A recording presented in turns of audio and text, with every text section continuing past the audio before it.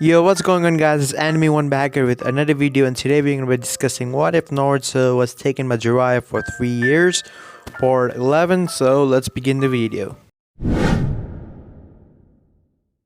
Naruto and Gaara were glaring at each other with the intent to kill. Mother would finally have your blood, Uzumaki, Gaara said, but Naruto looked at him with an emotionless face and unsheathed his blade. We'll see about that, Gaara, Naruto said, as a purple aura surrounded him and Enma. I never expected things to get so far. I must entrust the village to the others and take care of him right here and right now before he completely transforms. Naruto thought as he drew three-pronged kunais all over the ground. His seal in his stomach is covered with sand. I have to figure out a way to get rid of that huge amount of sand in that area, Naruto thought. Enma was surrounded by a purple aura indicating that its second form was activated and was being used. Uzumaki! Gaara yelled, rushing at Naruto, who stood still, not moving. Just before Gaara could touch Naruto, he vanished in a yellow flash and appeared behind him. Wind style. Wind slash, Naruto said, as he slashed Gaara in the back, but it only removed the sand, not touching his skin. As Naruto vanished and appeared in the distance away, my attack can get through his sand, but cannot touch his skin, Naruto thought. Then he smirked as an idea came to his head. Naruto and Gaara rushed towards each other. Mother will finally have her blood, Uzumaki, Gaara yelled in excitement as Naruto's sword clasped with his arm.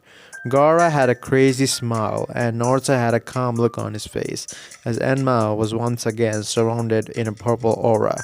Wind slash, Naruto said as he slashed Gaara through the arm. It was made up of sand and dug under a quick speed and brought his sword to Gaara's stomach. Lateral war slash, Naruto said as a burst of water came from Enma and slashed Gaara, whose sand was now completely wet but still there, and engulfed Naruto's hand. But before it could crush it, Naruto vanished in a yellow flash, appearing a distance away.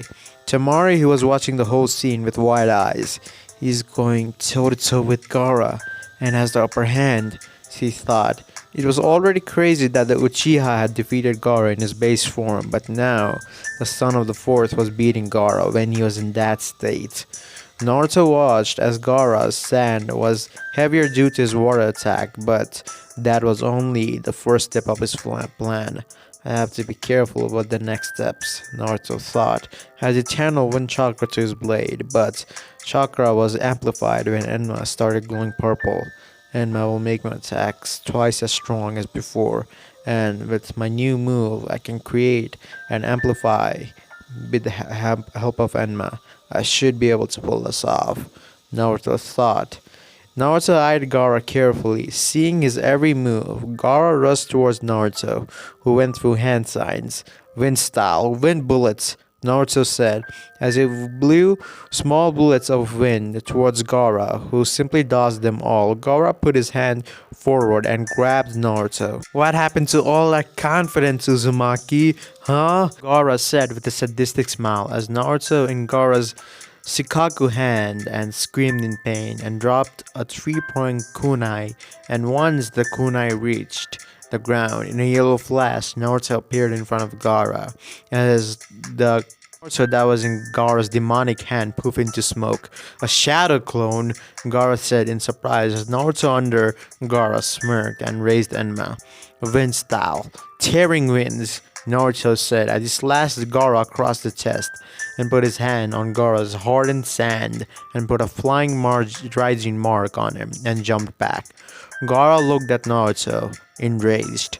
You tricky bastard, he screamed as Naruto appeared a distance away from him.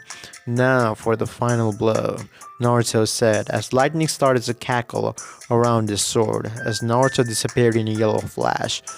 Multiple yellow flashes could be seen around Gaara, but he was ready when Naruto appeared in front of him. Enma raised in the air. Die! Gaara yelled as he punched Naruto, but his eyes widened when Naruto poofed into smoke, and in another yellow flash, Naruto appeared at Gaara's torso with the sword crackling with yellow lightning. Lightning chakra around the sword intensified as the lightning turned purple with Enma's power. Lightning style. Purple flash, Naruto said as he cut Gaara in the torso, showing his bare skin, which was cut with the attack as well. Naruto's left hand and fingers started glowing. Five elemental seal, Naruto said as he slammed his head in Gaara's stomach, tightening the seal. Yeah! Gaara screamed in pain as all the sand around him disappeared and he returned to normal and dropped to his knees and looked up at Naruto. How did you? Gaara said as Naruto spoke. It's simple. I had to place a 5 elemental seal on you so that you wouldn't turn into the raccoon. But your stomach, where your seal was placed, was covered in sand, so I had to get rid of that sand, Naruto said, but Gaara was still confused. The second attack I used to make your sand covered in water, but that's not enough so that you wouldn't get rid of the sand. When I lured you in with my shadow clone, who had a kunai that I could teleport to, and I teleported to the kunai and used my wind style attack to make the sand dry, and the wet sand when it's dry becomes solid. Since the sand around your seal was solid, I could mark it and it could cut through it, but you wouldn't have enough time to recover your seal with the sand, and I could use my sealing jutsu on you then, Naruto said as Gaara's eyes widened. He was so focused on killing Naruto that he didn't even notice that Naruto has marked his sand, which was turned into some sort of stone. How are you this strong? Gaara asked as Naruto smiled at him. Because I fight to protect the ones I love. If any harm comes to them, I will kill the person who harms them, Naruto said. Gaara, you have people who care about you. Don't push them away. And I placed that seal on you so the one-tails won't bother you anymore. If you want to become my friend, I can become your first friend, Naruto said with a smile, but before Gaara could answer, Temari and Kankura jumped in front of him. Don't you dare touch my brother, Temari said, as she knew she couldn't defeat him, but she couldn't let her brother get killed. Temari, Kankura, stop, Gaara said, as both of his siblings looked at him wide-eyed. I won't hurt you. Now go, before the Anbus or any ninjas come here, Naruto said, as they looked at him as if he was crazy. What, you don't want to leave? You want to get captured? Naruto said in a sarcastic tone, as both Temari and Kankura took Gaara away. With the Sand siblings recording Gaara away, Gaara spoke. Temari, Kankura, I'm sorry for everything, Gaara said, as both of his siblings smiled. It's nothing, man. Just focus on recovering, Kankura said. Also flashed beside Anko and Ibiki. What's the status? He asked both Ibiki and Anko, who looked at him and answered. We are outnumbered. We only have 10 shinobi at this location and there are at least 200 of them, Ibiki said as Naruto nodded and gave them a pouch full of three-pronged kunai. Please direct this kunai at the enemy all at once and I'll take care of the rest, Naruto said. Don't be stupid. Even you can take care of so many enemies, Anko said, but Ibiki looked at her. Shut up. You're about to see what happened in the Third Great Shinobi War. The yellow flash is about to return. Don't blink, Ibiki said as Anko nodded and looked at Naruto. Okay. 3, 2, 1. Now, Anko said as he threw all the kunais at the ninjas. What followed was a total massacre. Anko's eyes were blown wide after hearing Naruto speak. She only saw yellow flashes too fast for her eyes to keep track of. When Naruto went into a trace as he flashed again and again through the ninjas like a hot knife through a butter. He wasn't even thinking, his body was moving on instincts alone as all ninjas were taken down in less than 5 seconds. He was going too fast that not even a single drop of blood stained his sword or any of his clothes. So finished killing all the ninjas, he felt something bad. Someone close to him was hurt, or even worse. Great clouds hover over the hidden leaf village, darkening the village that was already dark and drowning in despair. Having to lose their beloved third Hokage, Hiruzen Sarutobi had died in the battle against Orochimaru, sealing away his arms by using the Reaper Death Seal. Sand was also very crippled, having lost their several elite Jonin as well as around 400 Genin, Chunin, and Jonin. Two-thirds of their military power was lost on one day of the invasion. Most of the damage was held by none other than Naruto, Uzumaki, and Namikaze. He was said to have heroically defeated over 200 men in battle. Now was the funeral of Hiruzen Sarutobi, as well as other shinobi who had fallen in battle, with everyone in the village standing in front of the memorial that was carefully put together. Everyone dressed in black. Standing next to Naruto was Konohamaru, trying to fight back his tears. Naruto noticed that and placed a comforting hand on the boy's head. It's okay to cry, it's natural. Don't let anyone tell you any differently. Naruto vaguely remembered when he got the news of Hiruzen was dead. He cried for hours. This was the first time he had lost someone close to him, but he had to stay strong. Soon it was Konohamaru's turn as he walked up to the memorial stone, tears blending in with the rain as he looked up at the picture of his grandfather. I'm going to miss you, Grandpa, he said with a choked up voice before hurrying away, not wanting everyone in the village to see him break. Then Naruto went up to the memorial stone and stood there with his hands in his pockets. Having already placed his flower, he vanished in a bloody figure and appeared in front of the stone where his eyes trailed across the stone with three names in particular: Mom, Dad, and now Gigi. Naruto thought. The fact that now he felt like a monster. He had killed over 200 shinobi without a single thought. He was not showing it, but he was broken by the amount of people that he had killed in just few seconds. Naruto heard a voice behind him. How about we go somewhere? He turned to see Jiraiya leaning against a tree. I'm not in the mood, Sensei, Naruto said as Jiraiya sighed. He knew the boy was going through some stuff and he might get past the fact that Hiruzen was dead, but killing more than 200 ninjas in few seconds was stretching, even for him. I will not take a no for an answer, Jiraiya said as he grabbed Naruto's hand and took him to the Hokage's monument face. We are here now. What do you want, Sensei? Naruto said. Naruto, listen to me very carefully, Jiraiya said in a serious tone. Don't hold it in, the guilt you feel for killing all those ninjas. Know deep down that you did the right thing and you protected the people you love, Jiraiya said as tears start flowing not down Naruto's cheek. Jiraiya put his hand on Naruto's shoulder and spoke in a soft tone. It's okay, Naruto. It's okay to feel the way you do. You're feeling right now after what you did. I'm surprised though that you didn't puke your guts out, but I would be more shocked to see no remorse on your face. Want to talk about it? Naruto turned his teary eyes to Jiraiya. I feel so guilty. I'm not trying to convince myself that I did it to keep the village safe, that they would have killed us in an instant and wouldn't have thought about it twice. I feel like a monster. Naruto was now full on sobbing, sinking until he was sitting between his legs. Jiraiya hugged Naruto and let him cry on his chest and rubbed his back. It's okay, Naruto. Naruto, you did what was necessary. Think about it in this way.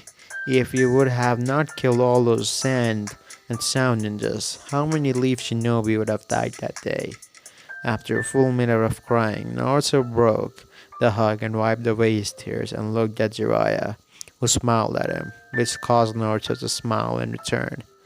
Thank you, Sensei. Naruto was walking around the village with everyone greeting him and smiling at him, which he gladly accepted. He finally got the respect of the villagers. His main goal in the invasion was to use the shadow clones and teleport the civilians to the bunkers, and once that was done, he could join the fight, which he was easily able to do. Naruto looked at Konohamaru, who was looking up at the Hokage's faces. What's up, Konohamaru? Naruto said as Konohamaru turned and wiped away the tears in his eyes. Not much, big brother, Konohamaru said. As Naruto looked at him. Well, I guess the academy will open soon, huh? Naruto said. What about you, big bro? You're still training, right? Naruto smiled. Well, sort of, but not physical training. Something more important. Naruto smiled at Konohamaru's confused face. Just forget about it. You'll understand when you grow up, Naruto said, as Konohamaru turned and looked at the Hokage faces again. I'm not sad, he said, which made Naruto raise an eyebrow. I'm not sad because there is no time to be sad. Everyone in the village is working so hard to rebuild the village right now. I will also do that, and I can help as much as I can, Konohamaru said as Naruto smiled and ruffled his hair. I'm sure you will, Konohamaru, he said. Naruto went to his pouch and took out a three-pronged kunai. Take this, and whenever you are in any kind of danger, just apply chakra to it, and I'll be there in a flash, Naruto said, as he gave Konohamaru the kunai, as Konohamaru nodded, and went with his friends to fix the academy. Naruto looked at the third Hokage statue. Oh man, do you see? The wall of fire is stronger than ever. The sparks that he left behind have kindled a flame among the young leaves of the next generation. Mighty flame, oh man. It'll burn bright within and shine until it's light upon our village and keep it warm and safe for many years to come. And someday, out of that flame, will come a new Hokage. Naruto thought as he blew the leaves away and vanished in a yellow flash, appearing at Ichiraku Ramen. Naruto entered the shop. Hey old man, hey Ayame, Naruto said. As both Ayame and old man turned to look at Naruto. Well, if it isn't Naruto, you have been very popular recently, Tsuchi said as Naruto sat down. Something along those lines. So, what would you like? Tsuchi said. Miso soup ramen, please. The old man began to prepare the order as Jiraiya entered the shop. Well, I knew I would find you here, he said with a grin, as Naruto turned around to look at his godfather. Hello there, Pervy Sage. So, what are you trying to tell me is that you're going to look for Tsunade, and I have to tag along, Naruto said, as Jiraiya nodded. While we are on our trip, I can teach you the Rasengan. I think it's about time I thought I teach you that, Jiraiya said as Naruto's eyes widened, and as soon as he said that, the ramen was instantly gone. When are we leaving? Naruto said as Jiraiya chuckled at the excitement of the boy. In 1 hour, he had been summoned by the council as well, Jiraiya said as Naruto's eyes became serious. Why? He asked as Jiraiya hit him in the back of the head.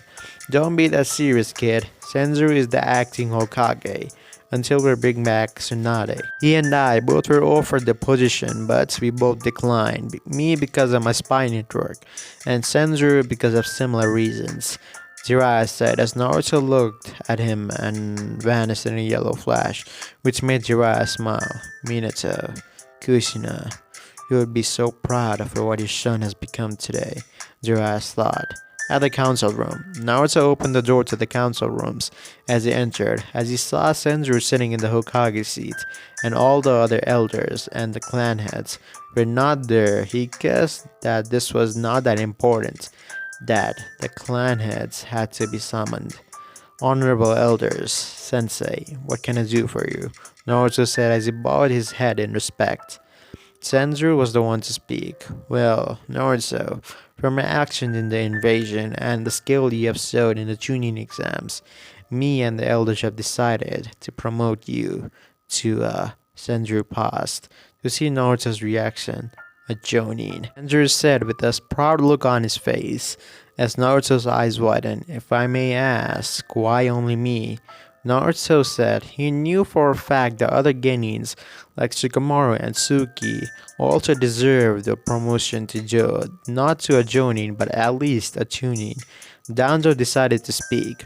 Right now, the village is in a bad state. We are thinking about that promotions will take place after the fifth Hokage is elected.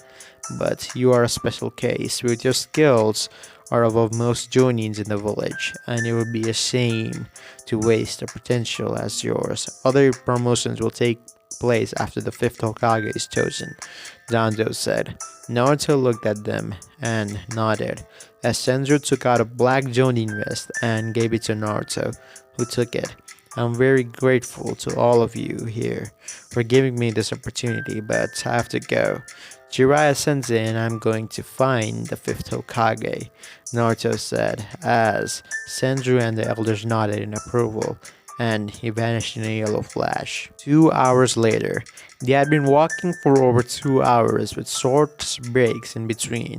Nothing had been done out of the ordinary, and shockingly, there had been a periods of silence whether neither of them would say anything.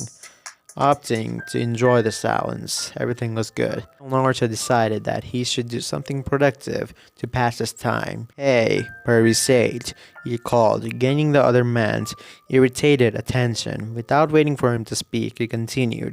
You told me when we were in our training trip that Tsunade was somehow related to me. How? Jiraiya looked at him and sighed. Naruto would know eventually, so might as well tell him. Your mother was very close friends with Tsunade, and she chose her as her godmother, which, like how Minato chose me as her godfather. Naruto looked at him. Jiraiya had told him Tsunade's past, so he didn't hate her for not being there for him. He simply couldn't still hearing her side of the story, and she had lost so many people, so he guessed that she didn't want to come back to the village. After 15 more minutes, a town came into their sight. Alright, brat, Jiraiya's voice snapped Naruto out of his thoughts. We are approaching a traveling town, so here are the rules. So since Tsunade is quite elusive of the shinobi sent for her, blending in is necessary from this point on. So remove your Jonin jacket, headband, and that cloak. Naruto gave him a deadpan look. Oh sure, bright blonde hair was totally blending in. Not to mention a large, gorilla-sized man in bright red clothes and white hair longer than an average girl. Jiraiya wagged Naruto's head, causing the blonde to yelp. Don't mock my hair, brat, and I blend very well, thank you very much. Naruto sighed as he sealed his jacket, headband, and cloak into his scroll and put it in his backpack. He took out a single black color slash, tying it around his head like the handband. Sometimes I wonder, how is it that you became a spy master? Naruto said. Jiraiya smirked. I have my secrets. Naruto shook his head as he took out a black and red half-sleeves jacket as well. He always felt incomplete without one. I'm sure you do. Is this good enough? Jiraiya expected him with a critical eye. It's passable. Naruto frowned. Why? What's wrong with this? Jiraiya smirked and pointed a finger at his godson. Oh, nothing's wrong, actually. But trust me, you're gonna be attracting a lot of female attention with that kind of look. Please don't. I already have enough fangirls at Konoha after my heritage was revealed and the stunt I pulled an invasion, Naruto said as Jiraiya got a perverted look on his face. Jiraiya laughed wholeheartedly as he closed in onto the town. Don't worry, Gaki. It's actually a good thing. You don't get many chances to appreciate a female body, the lips, the curves. He did not need to be a more expert to know what Jiraiya was imagining. He kicked the man in his ankle. Get a hold of yourself. Jiraiya was the one who yelped this time, clutching his ankle in painful and hopping on one foot. You'll pay for this, Naruto. Naruto and Jiraiya wouldn't have been in such a mood if they knew just what was happening in Konoha.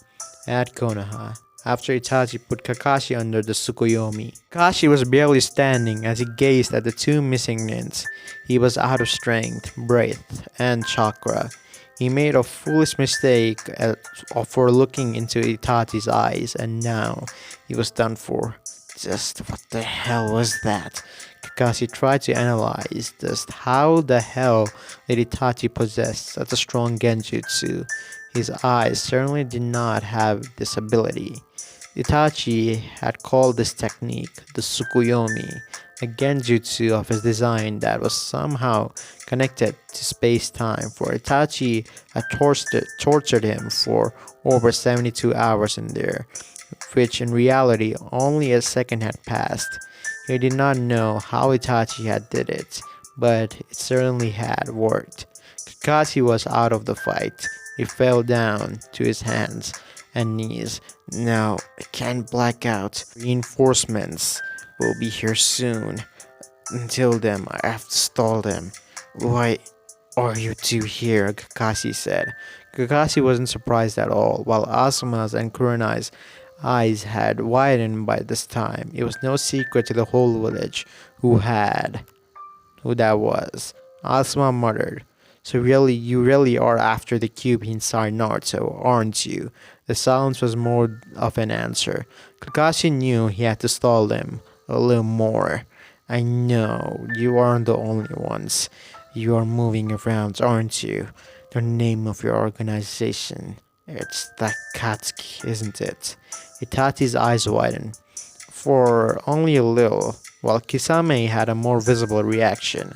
A surprised grunt escaped his throat as he stared hard at Kakashi. Kakashi mentally smirked.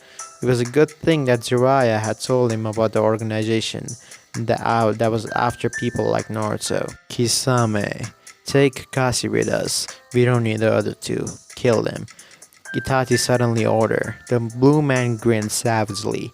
With pleasure, he raised his sword and blazed towards Kakashi, intending to chopping him into pieces. Leave Hurricane! The kick caught Kisame right in the face, sending him flying across the surface of the lake, back to Itachi. Kisame righted himself and was met with an odd sight. A man with a green spandex with a Johnny Fly jacket. His most noticeable features were his bowl-cut hair and thick eyebrows. Kakashi sighed in relief. Guy. Who are you? Guy settled into a taijutsu stance. Konoha's noble beast. Maito Guy. Guy carried Kakashi on his back. They two did this to Kakashi. Kisame, we are retreating. I can sense the unbecoming this way. The Jinchuriki is not here. Let's leave.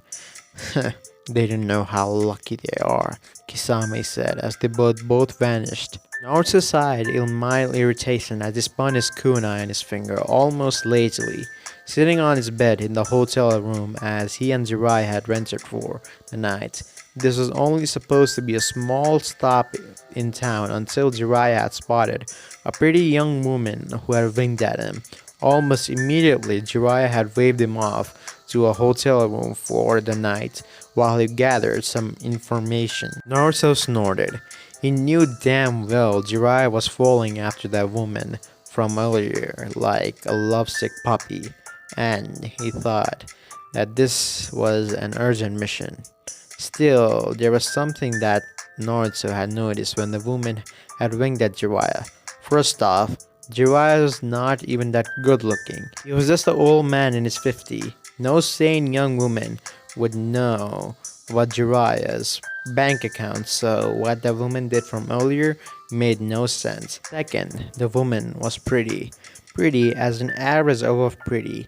She wore a strapless dress that was designed to show off her well-endowed chest and her long legs. Along with her high heels, she gave off and sex appeal that any man would fall for. She did not even glance at other men that were standing in the lobby with them. That was another thing that had rang alarms in his mind. Also, it looked as if the woman was dressed to entice or seduce someone unless she was heading out on a date that too alone. Why would a woman dress up like that for Jiraiya? Also, Jiraiya had been correct in the regard that he would attract female attention. As soon as they entered the town, whenever he would pass by a girl close to his age, she would blush and giggle. It was slightly confusing and scary, to be honest. One girl was brave enough to come to him and ask him if he was willing to spend some time with her and her friends. He barely kept from freaking out, and Jiraiya had walked off somewhere else, leaving him alone to deal with the girl. Thankfully, Naruto was able to gently let her down by using a classic excuse. He was here to train with his master, and time for training was drawing too close. The girl had been visibly disappointed, but had understood. Surprising him, she had whispered an address in his ear, telling him if he was free, he was allowed to come over there, and she had kissed him on his cheek before leaving. Who the hell kisses a stranger on the cheek? Women were crazy, and Kurama had agreed with him. Before Naruto could think up on this further, the knock on his door snapped him out of his thoughts. He narrowed his eyes as he sensed two large target signatures outside his door, one astonishingly enough a bit larger than his own, and the other one he sensed was shockingly similar to his friend, Sasuke. There's no way he was going to answer the door himself. His danger senses was ringing in his head. He soundlessly created a shadow clone who began to move towards the door. His footsteps were loud enough for Naruto to cover his own as he flipped out of the window. He knew whoever was outside, they were here to say hello. He would have to flash over to Jiraiya to get him, but that was a bad idea. It had a lot of risk. First of all, if he suddenly flashed in the middle of the crowd and disappeared with a person, it would cause a lot of panic in the crowd. Looks like I would have to give him a noticeable signal to arrive here, Naruto thought as he flipped up to the roof and headed towards the window at the end of the corridor. The Naruto shadow clone opened the door and found himself looking up into a pair of fully matured Sharingan. His first thought was Sasuke, but then his thought process kicked in. First, this guy was taller than him, and Sasuke was 4 inches shorter than this guy. Second, his hairstyle was different. Third, he wore a Konoha headband, which was slashed, indicating that he was missing. Yep, he was facing Itachi fucking Uchiha.